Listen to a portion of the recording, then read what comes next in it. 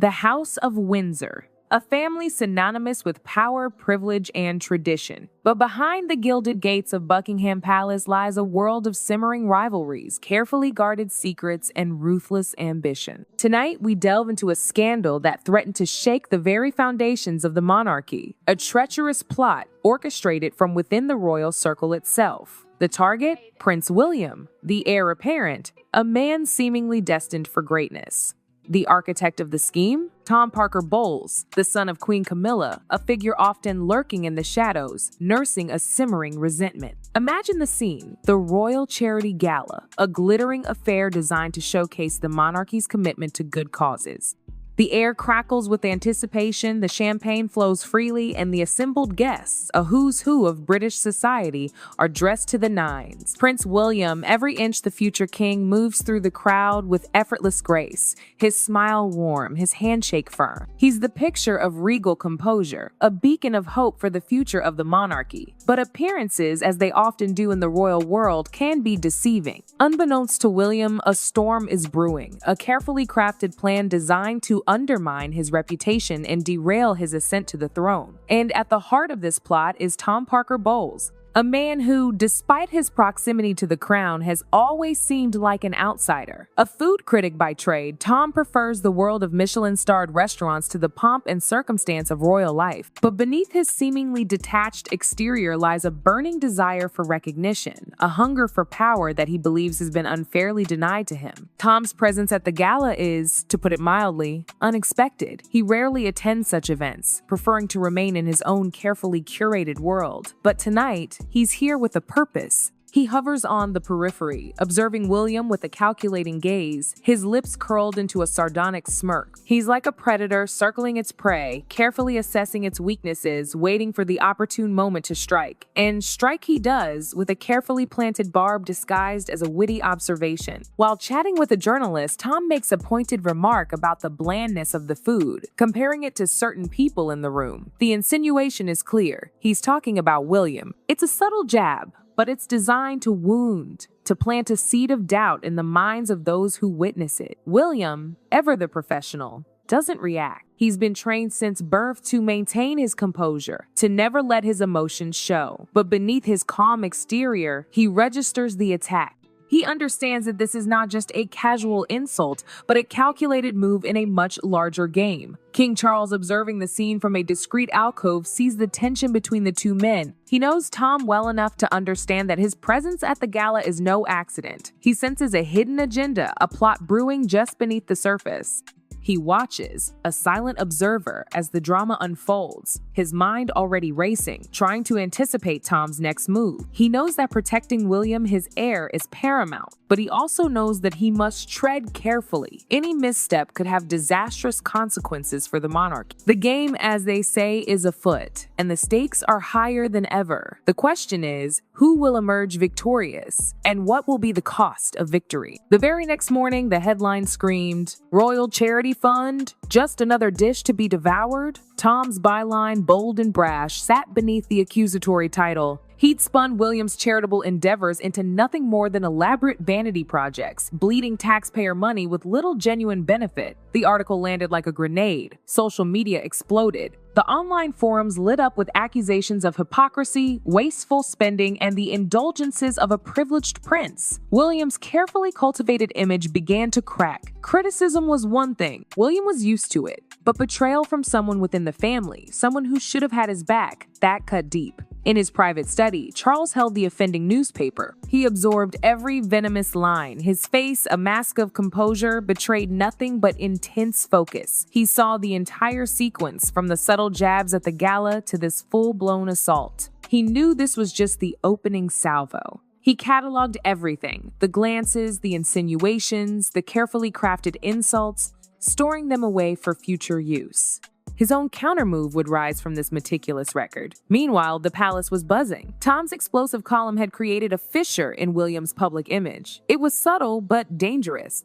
It emboldened the media, fueled the public's inherent skepticism of the monarchy, and prompted a deeper dive into William's world. And that, of course, was Tom's intention. He wasn't aiming for a dramatic confrontation. He was simply planting seeds of doubt, letting them take root and spread, slowly weakening William from within. Weeks later, a charity auction at a stately manor house provided Tom with another opportunity. William, ever the dutiful royal, oversaw the proceedings, his composure unwavering, his smile polished. But behind that facade, his eyes were sharper, more alert. He knew he was being watched. The auction progressed smoothly until a golden pocket watch went up for sale. A wealthy business magnate, a longtime supporter of William, purchased it for a staggering sum. That's when Tom moved in. He didn't make a public accusation. Instead, he sidled up to a group of journalists and, in a hushed tone, remarked, "Lovely watch, isn't it? I heard it could have been had for far less." But the prince's friends made sure it soared.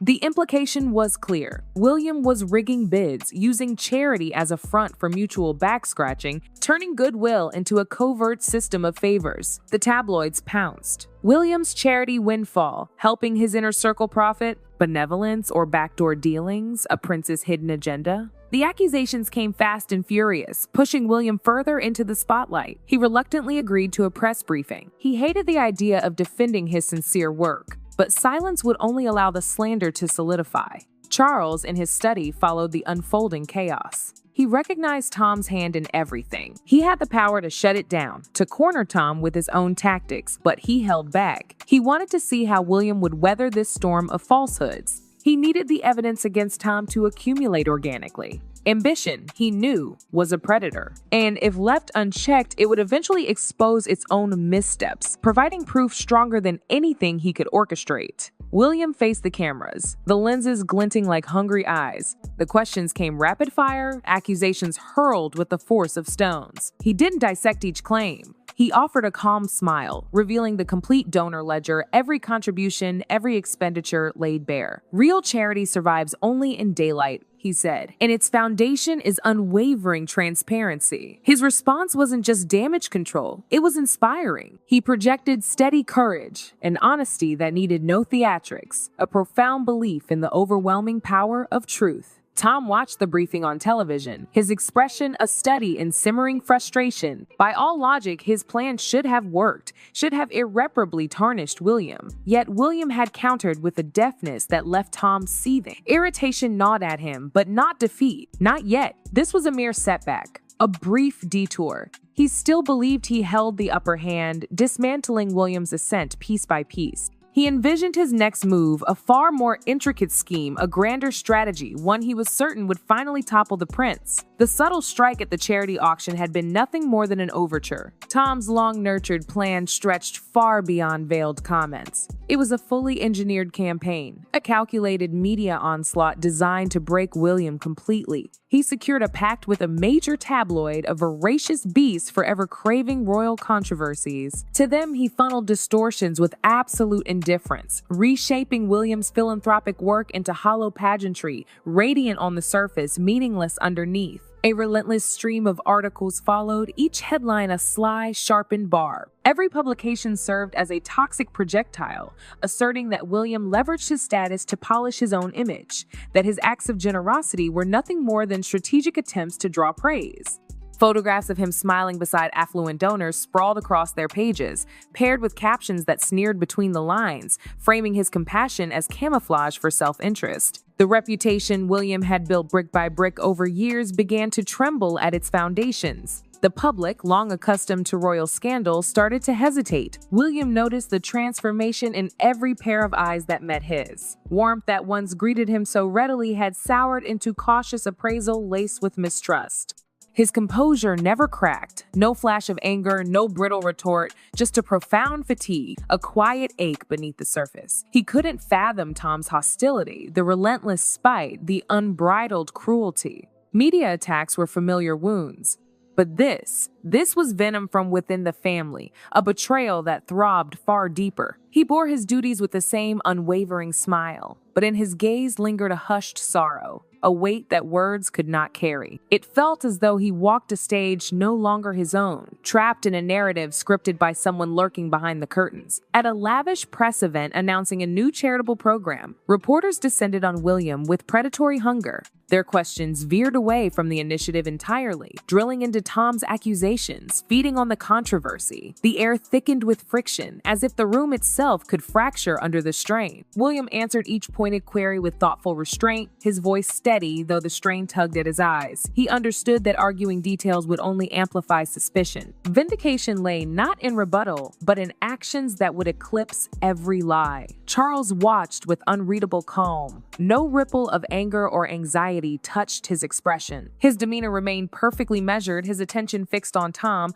positioned among the invited commentators, radiating smug confidence. Tom's gaze shimmered with predatory triumph, as though savoring the sight of William's downfall. He leaned toward a reporter, murmuring something with a self-satisfied smirk, believing his strategy was unfolding flawlessly. Then, as tension strangled the room, something wholly unexpected shifted the atmosphere. On live broadcast, a young woman stepped forward, a recipient of William's charitable support. She was neither rehearsed nor adorned. She appeared simply as herself, genuine and unmasked. Her speech carried no flourish, only the raw truth of her lived experience. She described how William had quietly helped her family during their darkest crisis without cameras, without applause, seeking no recognition. Her sincerity rang out with unfiltered clarity, and Tom's carefully built narrative dissolved instantly. Silence washed over the hall, dense as a collective held breath. Cameras that had been flashing incessantly froze. Reporters seasoned in spectacle found themselves disarmed by a form of honesty, so unvarnished they scarcely recognized it. Her testimony gusted through the crowd like a refreshing wind sweeping aside the haze of suspicion. It revealed William not as a polished public figure, but as a real man, one who extended compassion where it was needed most. In the dim glow of the front row, Charles allowed the faintest hint of a smile to touch his lips. Not a victor's grin, but something softer, like a craftsman pleased at the first perfect note of a long-awaited composition. He had intervened in nothing. Truth had emerged on its own. To him, this moment marked only the beginning of a longer struggle, one he had foreseen and mapped quietly in advance. And Tom, the would-be puppeteer who believed he controlled every thread, had stepped straight into the trap Charles had been patiently constructing. The humiliating failure of his media offensive left Tom with a harsh realization. Empty allegations would never be enough to bring William down. What he needed was something concrete, evidence that no one could dispute, something that would peel away the prince's carefully built image in full public view. And Tom found his opportunity in yet another charitable initiative. William was preparing to inaugurate a culinary school for disadvantaged children, a project he had poured his heart and passion into. To Tom, it was the ideal trap. Tom stayed far from the event itself, but behind the scenes, he moved with calculated precision. He contacted several chefs and staff members, offering them extravagant bribes, hefty payouts, lucrative future arrangements, in exchange for one simple act: orchestrate a small disaster, a spoiled dish. The plan was deceptively simple, infused with malice. One of the children's dishes would be tampered with so it spoiled, and then Tom would leak the incident to the press, portraying William as recklessly endangering the community, serving the poor spoiled, unsanitary food. When the day arrived, the kitchen buzzed with excitement.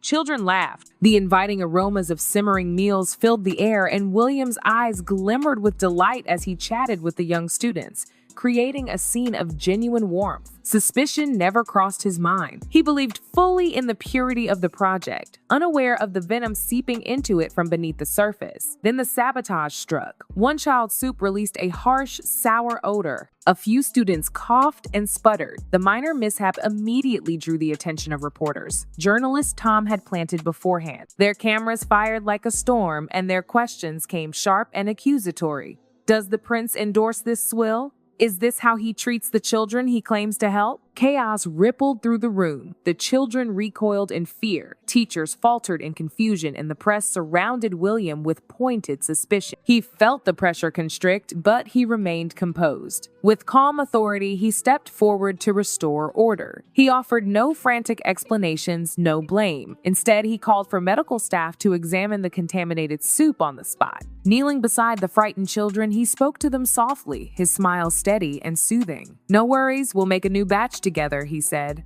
His sincerity, taking responsibility without theatrics, gradually smoothed the turmoil. From afar, Tom watched everything unfold on screen, expecting William to crumble, but he had miscalculated. The prince did not unravel. He transformed the crisis into a moment that showcased his integrity. His composed leadership and compassion turned what should have been disaster into a testament to his character. Frustration gnawed at Tom, but he clung to one belief: no matter how skillfully William recovered, the incident would still leave its stain. Meanwhile, Charles once again observed from the shadows.